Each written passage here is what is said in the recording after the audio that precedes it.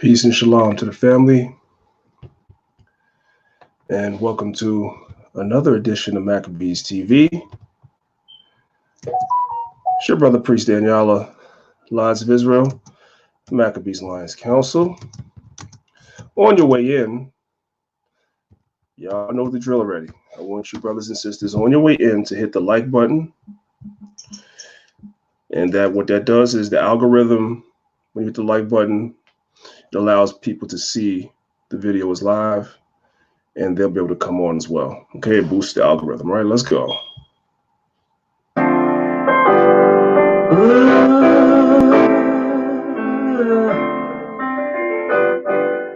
Chosen. I was set apart, set up for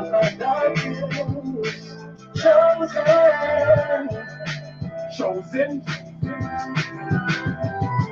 I was set apart, set up for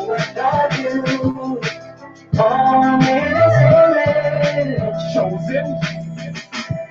They say the chain of Shaitan is not that strong. They say his time is running out, he ain't got that long. They say murder, murder, kill, this is not that song. Said I won't amount to nothing, they got that wrong. Cause I was set apart and I was shown the light. And if I get the kingdom, I'll be clothed in white. One girl will be delivered and the rest were blinded. And fate is set in stone, but you ain't read the fine print. Christ is gonna give a crown to us. In the end, we'll have the nations bowing down to us, with their faces to the ground to us. It's the truth, as crazy as it sounds to us. Jacob forever rules, and we're his precious jewels. Showed us love and patience, put us above the nations. And that's the gospel. Thank God for choosing me. Bad news for you, it's really good news for me. I was set apart, set up for God use. Chosen.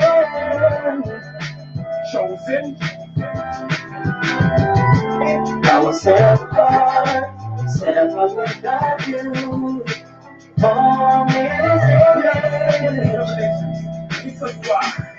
We have a different kind of shine, a different kind of mind. The rhythm's not the same, we're on a different type of time. What's a different kind of pace, a different kind of race. The season's not the same, we have a different kind of taste. A different kind of sport, we are so not them. Got my sword and my shield, man, I'm so locked in. And when I came to serve you, how I put my whole heart in. So I can't sit calm, I'm no Martin. And that's the reach, y'all, chosen to teach y'all. Every Sabbath you can find us in the streets, y'all. Daniel Allah, my nickname is Priest, y'all. In the gym, they say that I'm a beast, y'all. Set apart, the nations all hate me. Set a trap, they lying in wait for me. Chris Paul, they don't wanna play with me. But if you love me, I'm asking that you pray with me. Cause I was set apart, set up for God use. Chosen.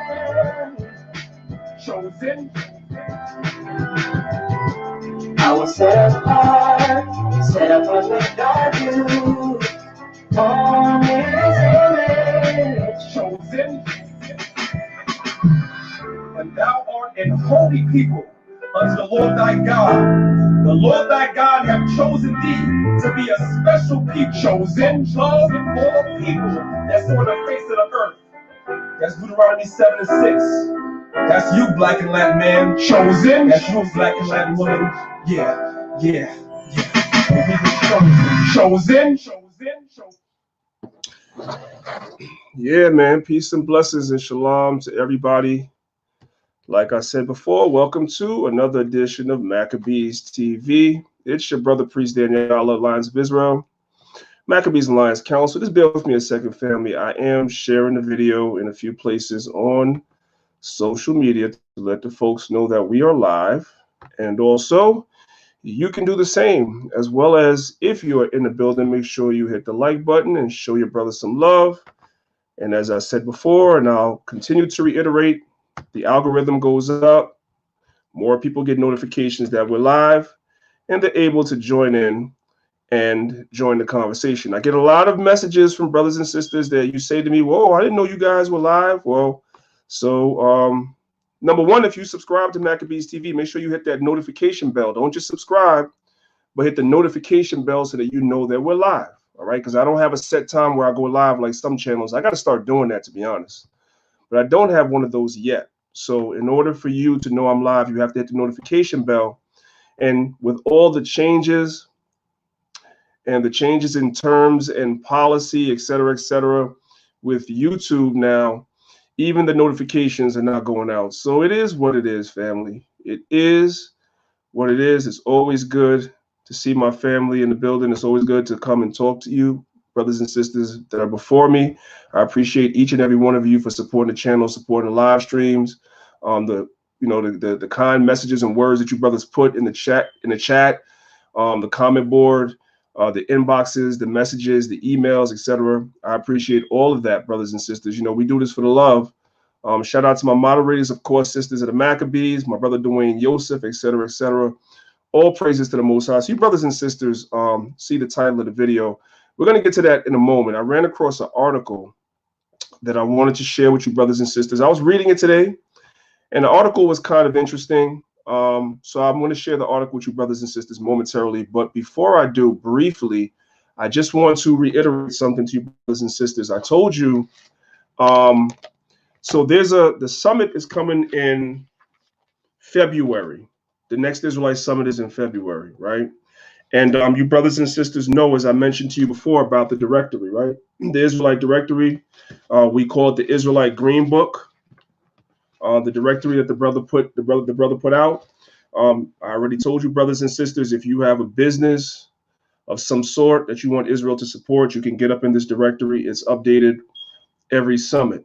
Now, when I've said that, I've been getting some emails from brothers and sisters that are not really specific. It's not really specific, meaning that you'll email me, but you're not telling me what you're emailing me for. Some of you brothers were emailing me, and sisters were emailing me because you wanted to get your business information in the directory. And some of you were emailing me because you wanted me to send you free music, right? Oh man. So if you want to get in the directory, then you have to let me know that you want to get in the directory. You got to put that in the subject of the email, so I know that you want to get into the directory. And then also, you have to put your business information, the name of your business, your phone number, and your email. And if you're a part of a camp, put what camp you're a part of also and what state you're in. Because what the brother does is that everything in the directory is by state, right? I'll give you an example. Let me just open it up real quick. Everything in the directory is by state. So if you're from a particular state, then you're going to fall under, like, for instance, if you look at the directory here, I don't know if y'all can see it. Hopefully you brothers and sisters can see it, right? Y'all see at the top of the directory, it says Florida, right? I don't know. It's not good at showing this crap. Is that right? No. Okay. You brothers and sisters can see it, right? It says Florida, right, at the top of the directory. Then whoever's business that is, it has their name there, and then it has their phone number, okay? So you have to provide, and also the email. So if you want to get into the directory, you have to provide all of that information. If you're going to email me, you have to provide all that information, okay? Also, you brothers and sisters can get directly in touch with Zaquan if you want to get in this directory as well. I think this is one of the older ones, so I don't know if his phone number is in here. But if you're going to email me to get into it, just make sure you leave all that information. I need your name, your phone number, what state you're in. And when I say your phone number, not your personal phone number, unless your business phone is your personal phone, then you could put that in there as well. And a contact email. And also, what are the best hours to reach you for your business and what your business is about. So the more information you send me is the better. And as I mentioned before, one of the things that I want to do, because this is not really expedient, right? This is a start. This is not expedient. So we have to turn this into an app, right? And then every time that we have the summits, we can update the app and put in the new information of brothers and sisters' businesses in the app. But for the time being, it's in a hard copy book that's in color. The brother does everything in color, right? So it becomes very expensive, and he does it on his own dime. Y'all can see the pictures in the book is in color, okay? So you definitely want to get me information so you can be in there. We have to learn to support one another. When I always tell y'all, when I used to work in Queens, in Long Island City, the guys I used to work for, they were so-called Jews, right? everybody that came to work at that place was a so-called Jew. When they needed construction done, it was a so-called Jew. When they needed electrical work done, it was a so-called Jew. When they needed IT work, so-called Jew. Plumbing, so-called Jew. You name it, so-called Jew. They didn't hire nobody else, right? So we got to do the same thing. We got to be a little selfish. There's nothing wrong with that. There's nothing wrong with that, okay? So with that being said, brothers and sisters, I want to get right into the subject matter for the show. And I'm not going to be before you, brothers and sisters, very long. So I don't remember who it was or where I saw it, but somebody posted a article or a link to an article on Facebook, and I clicked on the article and I read the article. So I said I would share the article with you, brothers and sisters, right? So that we can see how the outside world sees the community, because there's a lot of that going on. You know, early on in the Israelite movement, when the Israelite movement was still growing, you're talking about the 60s, the 70s, the 80s, and even the 90s, right? For the most part, the outside world, outside of the Israelite community, tried to act like we wasn't here. Like this, you know, they thought it was a fad. Just like they thought rap music was a fad. When rap music came out in the 70s and 80s, they thought it was a fad and it wasn't going nowhere. They don't understand the way that our culture works. Anything that's born in the streets or born out of the struggle never dies. That's why blues never died, R&B never died, jazz never died, hip hop never died, right? And we have come into the knowledge of ourselves, many of us, by relating to scriptures, by the struggles that we've gone through. We recognize and see ourselves in scriptures. The Bible says the spirit bears witness, the spirit bears with our spirit, right? That we are the sons and daughters of the Most High. So when we read the scriptures, and we see certain things in the Bible, we know that we're the children of the Most High, that we're the real Jews. We know these things by that. So, you know, back in those times, they probably thought the movement was never going to go nowhere. It was just a couple. I remember going out to camp, and I remember people saying, oh, it's just a couple of you guys standing on a corner, because they see one camp. The camp might have had like 7, 8 brothers in the camp on the corner in the 90s. They'd be like, oh, it's not many of you guys. Meanwhile, the school was very big back then in the 90s, but they just, it was like a quiet as kept in the media. Brothers was on a few shows. Brothers was on Montel Williams, and brothers did Morton Downey. Brothers did Howard Stern. They did Jerry Springer, and I think they did Sally Jesse Raphael. They did the circuit of talk shows in the 90s, but after that, that was it. They tried to act like we wasn't here, right? But the movement continued to grow and grow and grow and grow. And now today, we no longer could be ignored. So what they do is they write articles and they talk about the movement. So I thought it'd be interesting to just go through this article real quick with you, brothers and sisters, so you can see how they see us and what they say about us. Okay, so what I'm going to do is I'm going to go ahead and share my screen, right? And again, for those of you that are just coming in the building, I can't see how many I got. Make sure you hit the like button and show your brother some love, please. Okay, 1 second. So, 1 second. Here we go, right? So the article is in the Times of Israel. This is the newspaper that has the article, right? So I just want to read to you, brothers and sisters, a little about the Times of Israel, so we familiarize ourselves with this newspaper and what it is. So let's look at the right side of the screen. The Times of Israel is an Israel-based, primarily English language online newspaper launched in 2012. It was co-founded by journalist David Horowitz, who was also the founding editor, and American hedge fund manager Seth Klayman. It covers developments in Israel, the Middle East, and around the Jewish world. That article comes from Wikipedia. So you could take it or you could leave it. But I just did the first thing that came up on my screen because it gives you a general overview of what the Times of Israel is. Okay. So the reason why the Times of Israel is doing an article about the Israelites is because whether they want to accept us or not as Israelites, the movement is massive and they cannot ignore it. So they have to talk about it. Okay. Now let's go to the next tab, and here's the article, right? Give me 1 second. Okay, let me go up a little bit. All right. Bear with me just a little bit, brothers and sisters. Computer's moving a little slow. It's okay. All right, so here we go. This is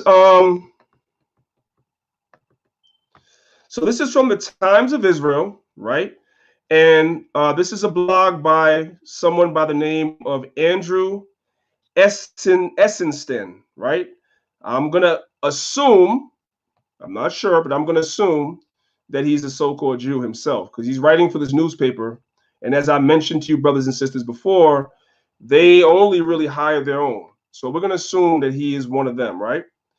And so the next thing we want to look at, let's look at the title of the article. It says, "No, Hebrew Israelites are not a threat."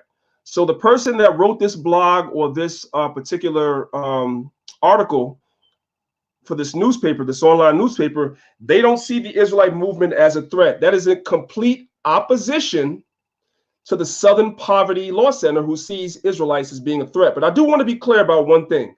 The Southern Poverty Law Center, for those of y'all that that didn't see the articles that they wrote on Israelites and didn't see their so-called hate map, which is really a joke.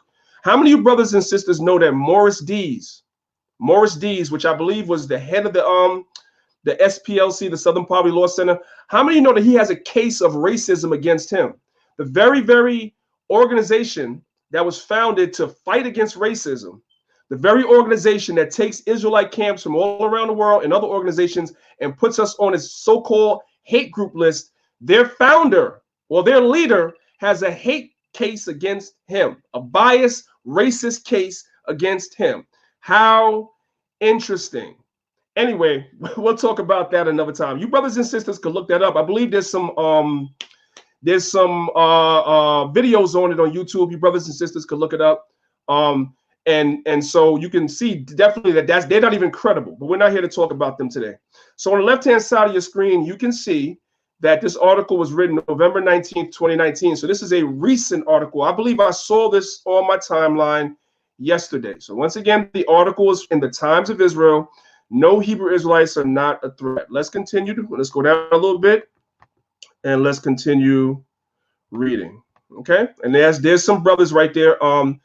So this is the picture, the brothers in the picture, just so you know. The caption says, "These are Hebrew Israelites reading from Torah at Congregation Beth Elohim in Brooklyn, New York, August the 17th, 2019. And it says the picture is courtesy of the website blackjews.org. Okay. So let's continue reading. It says, "Hebrew Israelites have been in the news a lot this year. In January, a group called House of Israel provoked a confrontation between Catholic high school students from Kentucky and Native American activists at the Lincoln Memorial in Washington, D.C.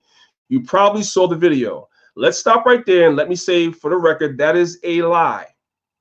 Okay? The brothers went out there to teach because we believe, and there's a controversy in Israel right now. I'm not having that argument with brothers and sisters right now.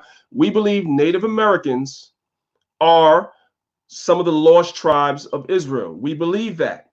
So brothers went out there because the Native Americans were having some type of protest or something like that going on in DC at the time.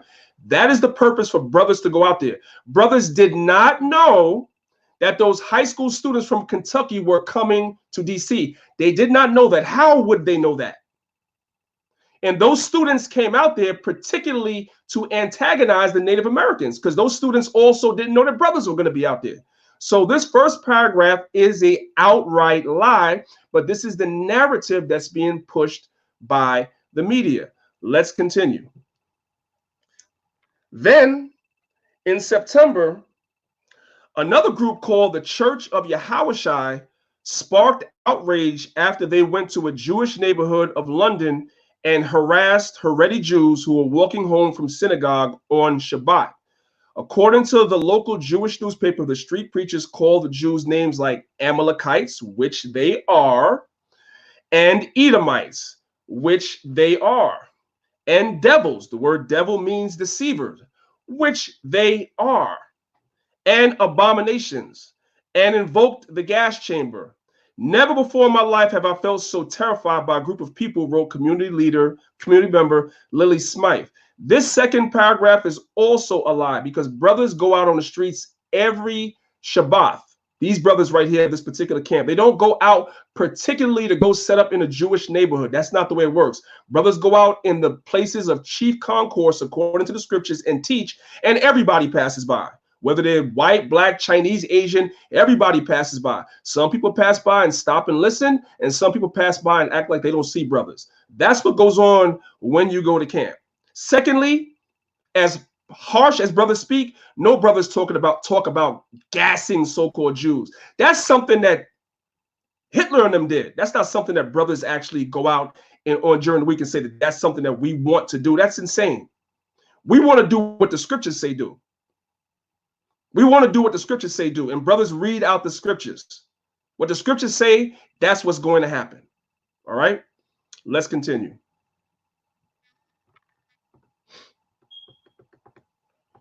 Next paragraph. In Israel, Hebrew Israelites made headlines for more positive reasons. Ketreya Fouch, one of the many talented singers from the African Hebrew Israelite community, nearly won a national contest to represent Israel at Eurovision, the international song competition that was held in Tel Aviv in May.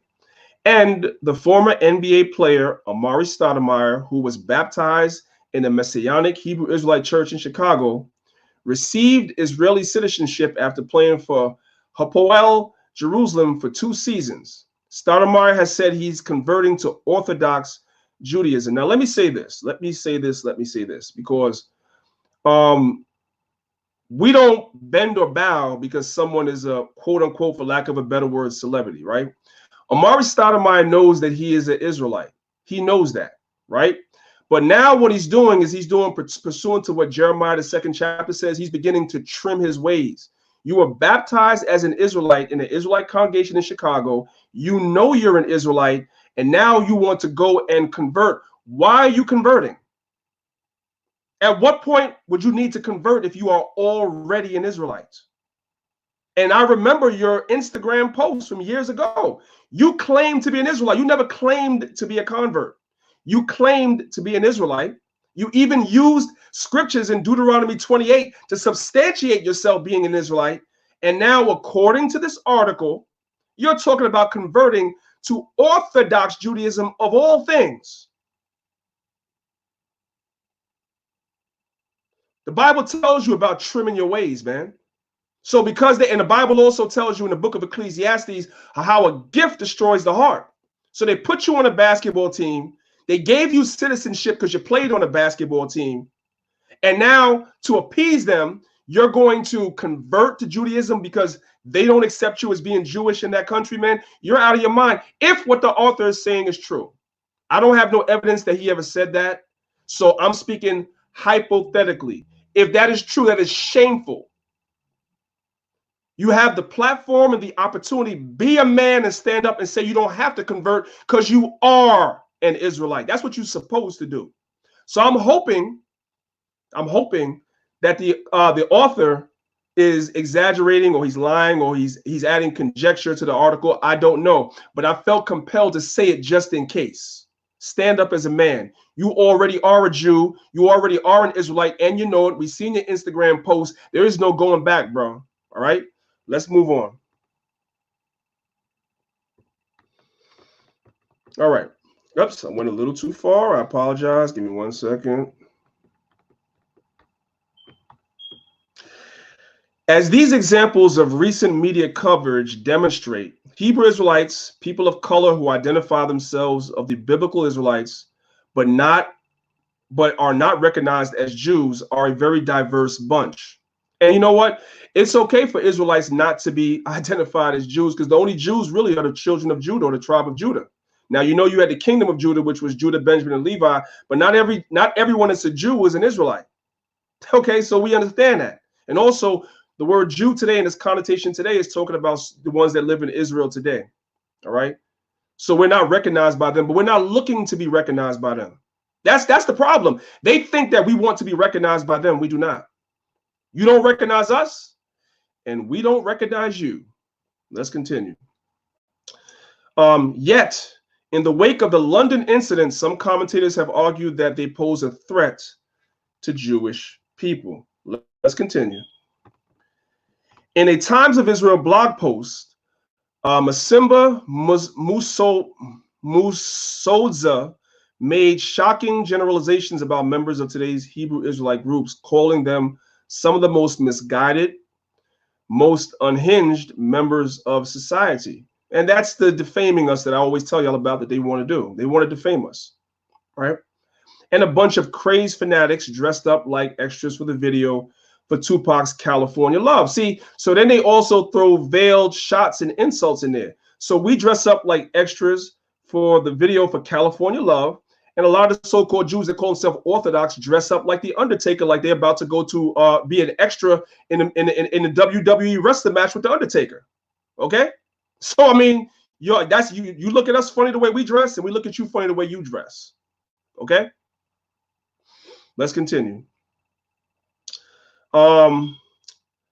Let's read that paragraph again. In a Times of Israel blog, Masimba Musodza made shocking generalizations about members of today's Hebrew Israelite groups, calling them some of the most misguided, most unhinged members of society, and a bunch of crazed fanatics dressed up like extras for the video for Tupac's California Love, who deliberately preach anti-Semitism in an area where many Jews live. That is also a misnomer. How can we preach anti-Semitism when we say that we are Semites? That's what we teach.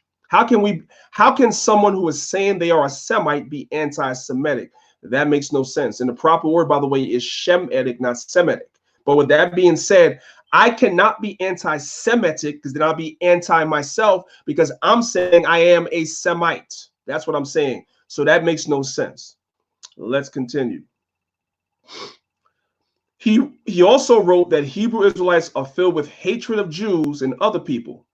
In a follow-up post earlier this month, Musodza apologized for lumping all Hebrew Israelites together, but doubled down on his contention that the movement includes dangerous hate groups. That's really interesting that he would write that. And here's a question that I have, right?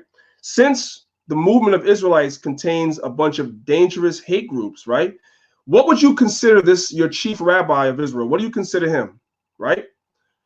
Remember, your chief rabbi of Israel compared black people to monkeys.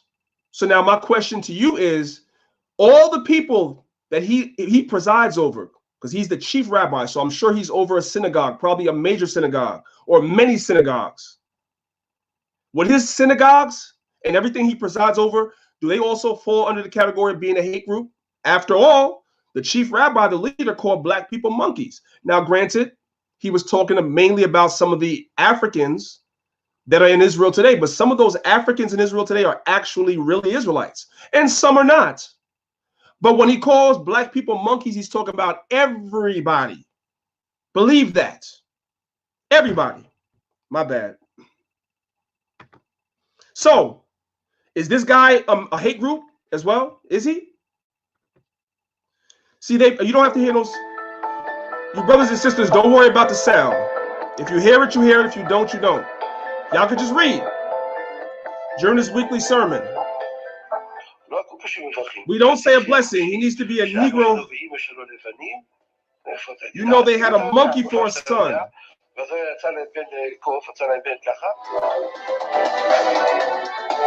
The speech was condemned, but by who? And is he now on any hate group lists? Is he?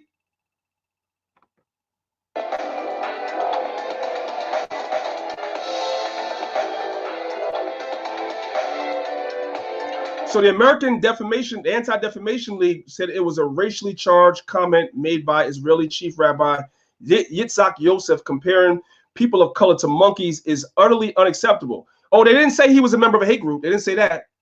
They didn't say that. It's just unacceptable. Benign language that absolutely has no force or power behind it. And then these Orthodox so-called Jews refer to non-Jews as being goy. And when they say goy, they're not referring to you as being non-Jews or other nations. They literally are calling you cattle. Cattle. That's what they're calling you. All right? That's not a hate group. That's not a hate group. Anyway, let's get back to the article. You get the picture. Y'all understand what's going down. Hold on a second. Let me come back over here and check on something real quick. Make sure, if you in the house, that y'all hit the like button, man. That's all I ask. I ain't asking y'all for no donations. I'm not asking y'all for nothing. I'm asking y'all for likes. Hit the like button. Show your brother some love, for real. Let's continue on with this wonderful article, because the article is kind of long and I want to get through it because I have to do a class, a show. So I got to get off. I'm not going to be on very long. Let's continue. Musoza's alarmist post struck a nerve with me because I have researched the Hebrew Israelite movement for over a decade, published numerous journalistic and academic articles about the African Hebrew Israelite community in Israel, and count many Hebrew Israelites around the world as friends. I empathize with my fellow Jews who endured that anti-Semitic harangue in London. No Jew should have to fear for their safety in their own community, but the Hebrew Israelites I know do not hate Jews. And it is wrong to vilify an entire spiritual movement based on the actions of its fringe elements. Moreover, to suggest that Hebrew Israelites represent a threat to Jews distracts from the real threat posed by legitimately dangerous anti-Semites like white nationalists responsible for mass shootings at the Tree of Life Synagogue in Pittsburgh last year, and far-right extremists who tried to attack a synagogue in Halle, Germany last year. Exactly. In other words, people say that we're a hate group with this, with that, but we're not violent. We're not violent. We don't preach to go out and commit violent acts against anybody at all. When we speak against the wickedness of his kingdom, we believe, pursuant to the book of 1 Thessalonians, the Most High said that the Most High will destroy them with the spirit of his mouth and the brightness of his coming. The spirit of his mouth is teaching our people the truth, them laws. And by teaching our people their laws, they begin to wake up and come out of the stupor or the sleep or the slumber and come back to life. And when they come back to life, they don't celebrate Christmas no more. So that's money out their pockets. They don't celebrate New Year's or Easter no more. They're not out here killing each other. The family structure is coming back intact where you have husband and wife raising their children with morals. All right? That's destroying the fabric of this country, because this country, the engine of this country is on the backs of our people. Okay? The prison industrial system will go out of business tomorrow, which is $1 billion business. If so-called blacks, Hispanics, and Native Americans en masse started keeping God's laws. A lot of these prisons are situated in what they call prison towns, especially here in New York. You go upstate, like places like Coxsackie and places like that upstate, the whole town works at the goddamn prison. And some of these prisons are privatized. They're owned by private people. They're owned by private investors or private citizens. They're owned by. And so there has to be a certain number of prisoners that are in there in order for that investment to make sense. So if we tomorrow were to keep God's laws as a whole, the financial system that we know as America would crumble. It would crumble. Okay? So we're not a threat to take up arms. Our fight is not carnal, it's spiritual, to wake our people up. And once our people are woken up, that magic number that's spoken about in the book of Revelation chapter 7, when that magic number is woken up, then the destruction is going to come. Then you're going to see it. Everything that we prophesied about, you're going to see. And the ones of you that don't believe in this Bible and everything like that, you're going to be seen in that day for what you really are, because you didn't warn the people about what's coming. We warn the people about what's coming. We're the only ones that warn the people about what's coming. That's why we stand on the corners, to warn the people about what's coming. But I'm going to get to that in a minute, because there's some stuff in here I need to address that's going to make some people mad, but I don't care. Let's continue. Okay. Below, I will correct several misconceptions about Hebrew Israelites that Musoza and others have been perpetrating. The Hebrew Israelite movement is not homogenous. That is true. And most Hebrew Israelites do not engage in anti-Semitic activities. That is a misnomer. No Israelites engage in anti-Semitic activities because we are Semites. So we cannot be anti ourselves. That makes no sense. Okay, let's continue. How are you? If you call yourself an Israelite, then you cannot be an anti-Semite, period. There are hundreds of Hebrew Israelite groups or camps in the United States, the Caribbean, Africa, and many other places around the world. These camps often have their own theology, ritual practices, and leadership structure. The only shared belief across the movement are that people of color are genealogically descendants of the ancient Israelites who were dark-skinned like them, and that the Bible is their history book. Some Hebrew Israelites worship Jesus. Others do not. Some distance themselves from mainstream Jewish communities. Others enjoy good relations with their Jewish neighbors. Some condemn Israel as racist, as a racist state. Meanwhile, the 3,000 strong African Hebrew Israelites have lived in Israel for 50 years, and their youth served in the Israeli Defense Forces. I have written about this community's struggle for citizenship, which I believe they deserve. Okay, let's continue. Yes, there are those within the movement who hold a particular grudge against Jews. They claim we appropriate their identity and culture, and you do. To them, we are imposters. Yes, you are. And they are the real children of Israel. Yes, we are. A handful of Hebrew Israelite camps appear on a list of Black nationalist hate groups compiled by the Southern Poverty Law Center. And as I just mentioned to you, brothers and sisters, I believe Morris Dees is the founder, but at one point he was the leader, whatever you want to call him. He has a case of racism against himself. So how the hell do you have a website or organization that tracks hate groups in America, and there's a case of racism and hatred against you? How does that work?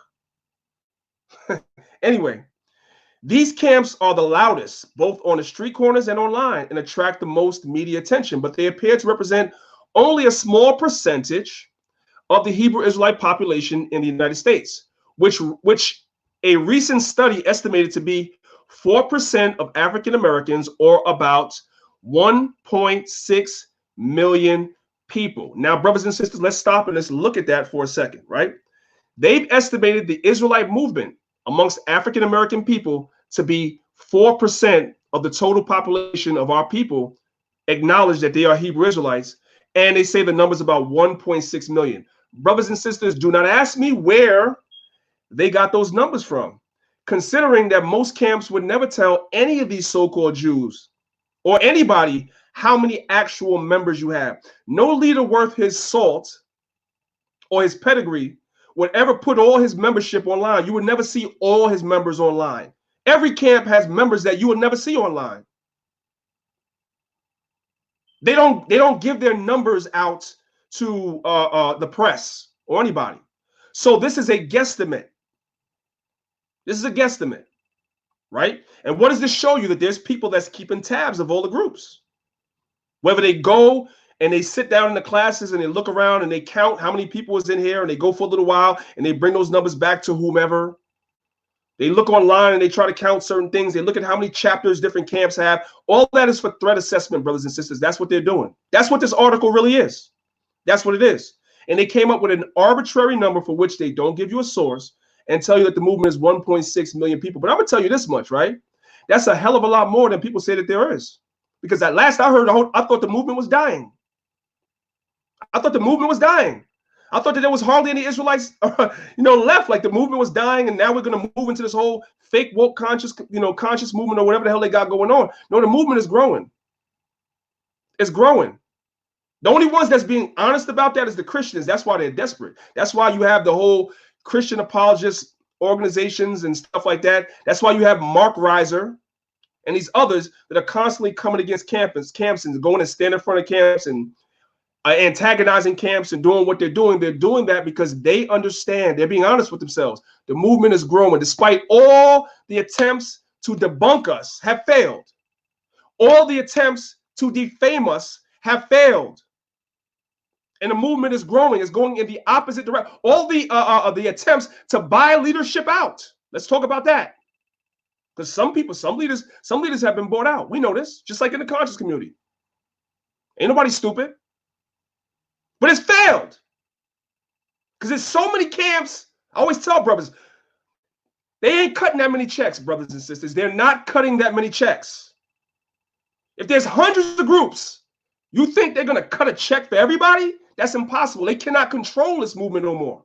So this is a part of what they call threat assessment. If they say 1.6 million, it might be 2 million, brothers and sisters. We don't know. They don't even really know. But it's more than whatever they estimate because they don't know how many people is in each group. They just don't know. Okay, let's continue.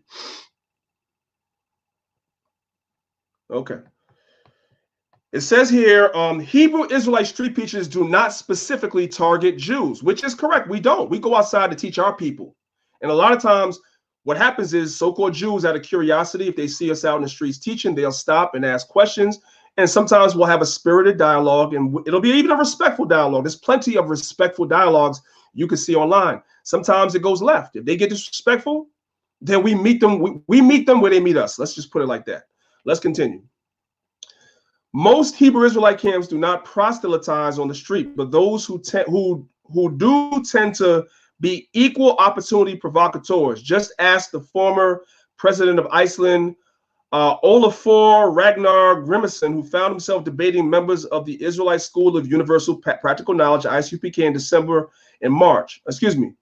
DC in March. When I tweeted about this encounter in August, Grimson replied, on the street corners of big cities, one can often hear the fringe voices, #democracy in action. So this guy was actually the president of Iceland. I don't even know if those brothers, and you can see the video right there. Y'all brothers see the article, so y'all can come back if y'all want to, and you could go ahead and watch the encounter on the street. All right. Let's continue. It is unclear if ISUPK and other camps that engage in street proselytizing are genuinely trying to attract new followers, or if they are simply engaging in a kind of performance art, insulting passersby for the amusement of their online followers. The preachers almost always film themselves, and there are numerous videos of these interactions online. But what is clear is that they do not specifically target Jews with their message. They target all the people they believe have violated God's laws. Correct. Let me give him a hand. Correct. He finally said something right.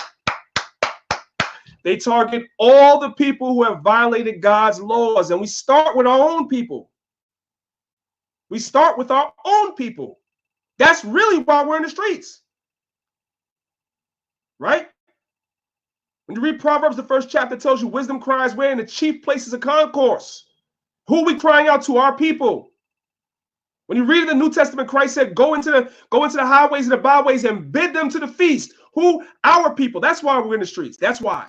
And while we're out there, we set our face, pursuant to the books of Ezekiel, we set our face against the other nations, and we tell them that God is against them for what they did to his heritage, and they're going to pay. They're going to pay while we're at it. Okay? Now, let's continue. They target all the people they believe have violated God's laws, including white people, gay people, Christians, and practically everyone else. Anybody that violates God's laws is equal opportunity. If they're our people, we tell them to repent. We tell them to repent. If you're the other nations, do your thing, because your judgment is coming. Like our judgment came, yours is coming. And we're not going to do anything to you. We're not trying to take up arms and fight against you, nothing. We're going to take you down with the spirit of our mouth by teaching God's laws to our people and have them come out of your system, and the Most High God will take care of the rest. Let's continue. Many traditional Hebrew Israelite communities disapprove of the beliefs and tactics of the more radical offshoots. Yeah, we know that, and we don't care. This is the part that's going to make some people offended, and we don't. Let me speak for myself. I don't care. Let me go back up.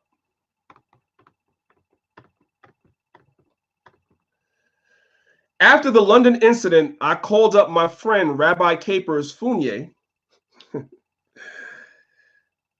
the spiritual leader of an established Hebrew Israelite congregation in Chicago, and asked him what he thought about the Church of Yahushua. He did not mince words. They are engaging in hate mongering. Okay, cool, bro. Now, did you say the same thing about the chief rabbi of Israel? Did you condemn them with equal passion? If I were a betting man, I would say no. And that should never come out of any religious movement. Well, see, that's the second problem. You might be part of a religious movement.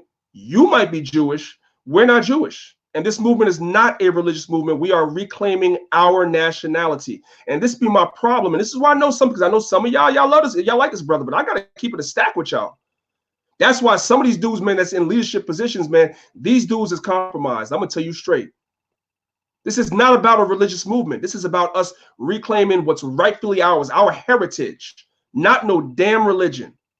The so-called white man could keep his damn religion. He could keep the Jewish religion, where they put their mouths on the rods of newborn babies. They can keep that.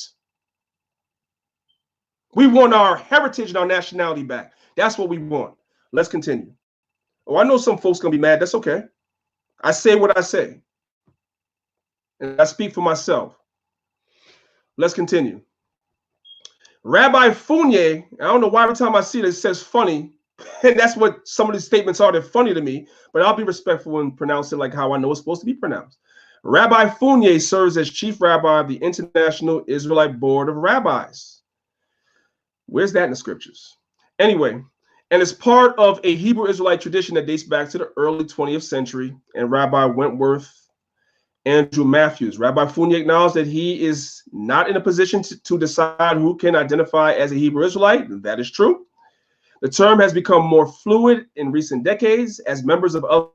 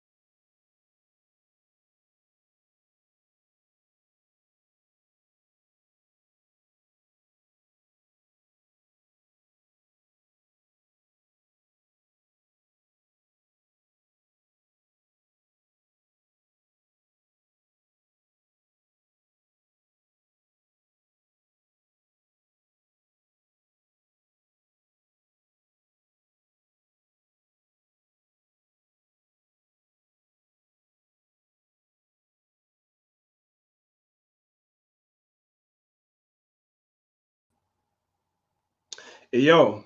Can y'all see me?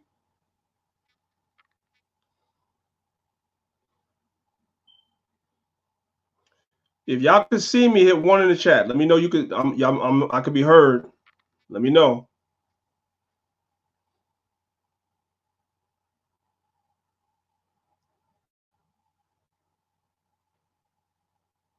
You know what? I'm gonna start a new one. I don't think y'all can see me.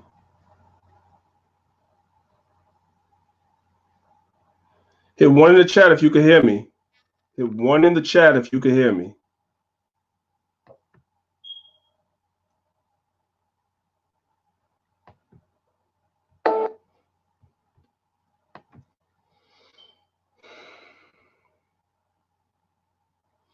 Oh, y'all hung out, right? All right. See, they say good things come for those who wait. If they yeah, it's technical difficulties, y'all. So my bad. Anyway, if it goes down again, then I'm just going, computer technical difficulties, YouTube, all that good stuff. Hopefully, y'all were getting something out of what I was saying. Don't forget, brothers and sisters, the article is called "No, the Hebrew Israelites are not a hate group," and they are. It's on the Times of Israel website. So I'm going to continue. If it goes down again, brothers and sisters, I appreciate y'all watching. Make sure y'all hit the like button, the whole nine. So let's continue where we were, right? I'm going to start from right here where it says Rabbi Fournier. Rabbi Fournier acknowledged that he is not in a position to decide who can identify as a Hebrew Israelite. The term has become more fluid in recent decades as members of other ethnic groups, including Latinos and Native Americans, have joined the movement. However, he said street preachers in London and elsewhere, many of whom belong to offshoots of a radical camp called One West, are not representative of Hebrew Israelites as a whole. Never said we were. A distinction must be drawn between, let us call them Hebrew Israelite newcomers and Hebrew Israelites like me and members of my community. He told me, we believe in the humanity of all people and we do not disparage any group. And again, that goes back to what I said, Jeremiah chapter 2, about trimming your ways. Okay. If you believe in, if you don't, it's not about what